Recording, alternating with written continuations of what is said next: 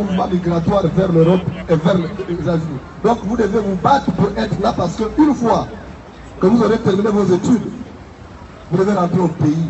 Mais si le pays va mal, vous serez juste un chômeur. Et à quoi on a servi donc le grand parcours que vous aurez fait dans vos études.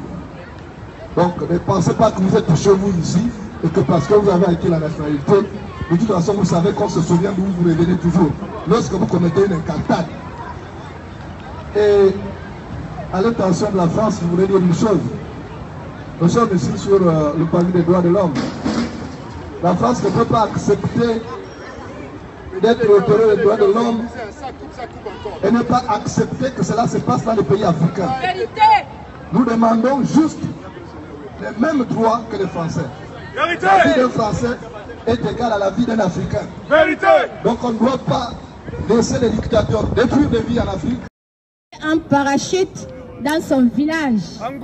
Les Gabonais, le bord de mer, la présidence du Gabon, ce n'est pas une scène de théâtre. Vérité. Le bord de mer, la présidence du Gabon, n'est pas un ring où on vient montrer ses capacités de danseur. Vérité. Monsieur O, colonel Pinocchio doit dégager.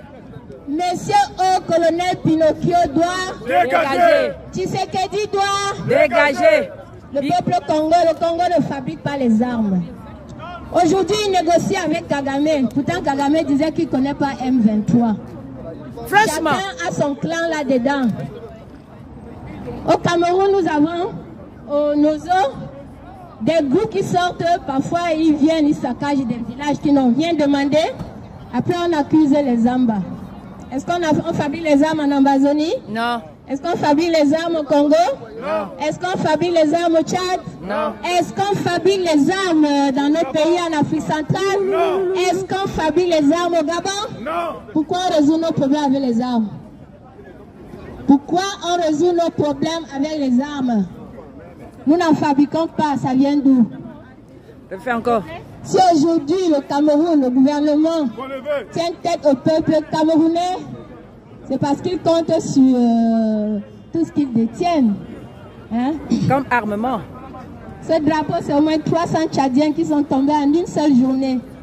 Un peuple qui ne demandait que de l'électricité, de l'eau, de la nourriture. Des jeunes qui ne demandaient que du travail. Ils sont tombés en une seule journée. 300. Je tiens ce drapeau en l'hommage du peuple tchadien tombé.